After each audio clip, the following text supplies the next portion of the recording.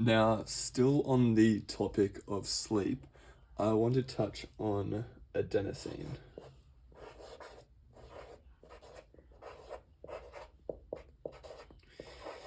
Because adenosine is important in the context of focus and alertness. Because adenosine decreases alertness.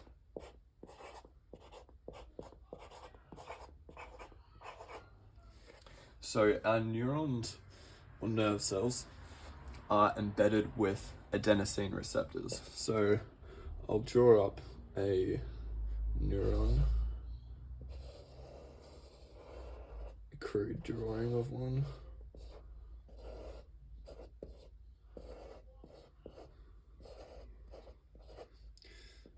And its axon terminal coming up here. And just here is that synapse area I spoke of earlier. And then another neuron coming off of it, attached.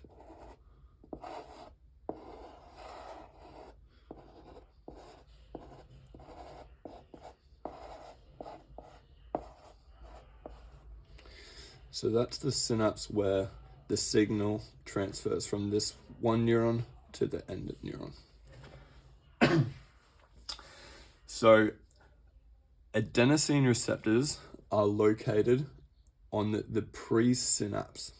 So if you think of this as the synapse and the signal comes from this neuron and it gets sent to this neuron, this is the presynapse, this is the postsynapse. Adenosine receptors are located right at the presynapse here. So let's take a closer look at one of these adenosine receptors.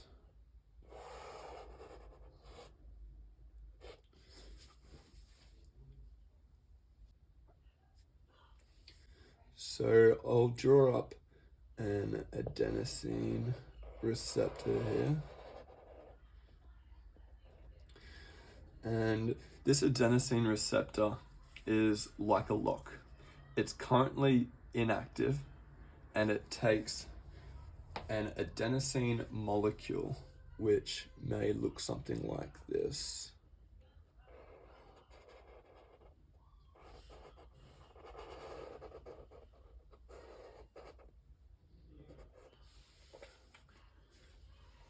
It may take an adenosine to bind to this adenosine receptor for it to unlock its potential.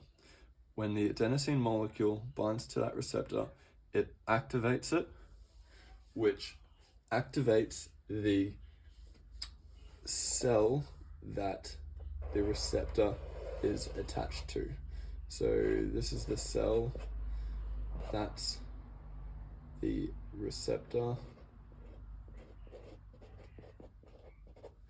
and this is adenosine. So what happens when the adenosine binds to the receptor? The cell the receptor is attached to releases proteins that inhibit neurons, which causes them to fire less. So if we're located right here, adenosine will bind to the receptor is activated, and the cell responds by releasing proteins that inhibit this presynapse firing from one neuron to the next neuron. So activity of this nerve is suppressed. So the suppression of nerve cell activity is what causes the feelings of drowsiness. So now the function for the purpose of sleep is to make you increasingly drowsy as you progress through the day, to ensure you don't miss out on sleep. And adenosine accumulates throughout the time you are awake. So I will just draw up a little day versus night comparison of the two. So here we have day adenosine receptors. As you can see, they're just empty, inactive, and therefore no binding, no inhibition of neurons. At night, however, adenosine has bound into the receptor and activated it. This is what causes you to sleep. Now, day versus night is presuming that you have a normal sleep cycle as well. So during the day, these adenosine receptors are inactive, but by the time night comes around, adenosine has bound to the receptor and you're now beginning to feel tired. Then when you sleep, adenosine molecules are broken down. So these break down as you sleep. And a full night's sleep will eliminate more adenosine.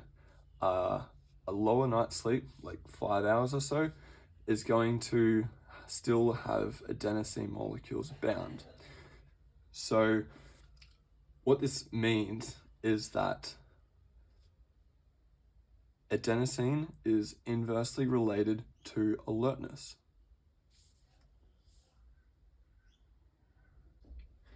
So after a full night's rest, your adenosine molecules are broken down, and a little after waking, these adenosine receptors are going to be free and the adenosine won't be bound to them. So what this means is that adenosine is inversely related to alertness. So I can quickly draw up a graph to indicate this, where you'll have alertness and adenosine against time. And let's say you wake up in the AM and you go to bed in the PM. When adenosine is low, so when adenosine is low, your alertness is going to be high. Okay, so we start with adenosine low in the AM, and it builds up to being high in the PM. Alertness in the AM is going to be high, and then it's going to drop down in the PM as your adenosine has built up. So I'll discuss in another post how alertness or being alert is key for focus, but for now, the sleep has removed adenosine. Now you have free adenosine receptors, which means that this adenosine receptor isn't going to release inhibitory proteins that are going to cause these nerve cells to fire less. So while this adenosine receptor is not inhibited, it causes the increase of acetylcholine and adrenaline.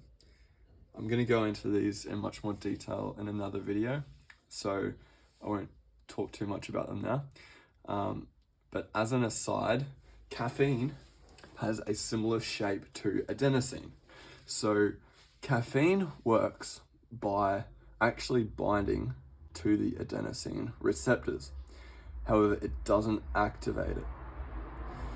So caffeine is the right shape. I'll draw a caffeine molecule. So caffeine is pretty much just like this.